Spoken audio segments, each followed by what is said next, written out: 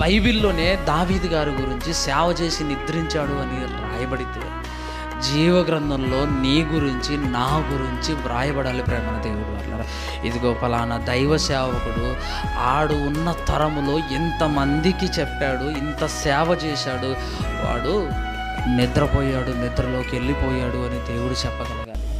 ఫలానా ఆవిడ ఉన్న తరములో ఇంతమందికి పరిచయం చేసింది, ఇంత బాగా తన ధనాన్ని వెచ్చించి మీటింగులు పెట్టించింది, తన ఆత్మీయ జీవితాన్ని వారందరికీ ధారపోసింది బతికించుకోవటానికి.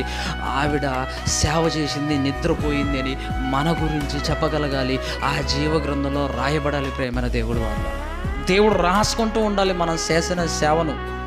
ఇదిగో వీడు ఇలా సేవ చేశాడు, ఈ సేవ చేసి ఇలాగ వీడు చచ్చిపోయాడు, ఇలాగ సేవ చేసి ఇన్ని కష్టాలు పడ్డాడు అని దేవుడు జీవ గ్రంథంలో రాయాలి.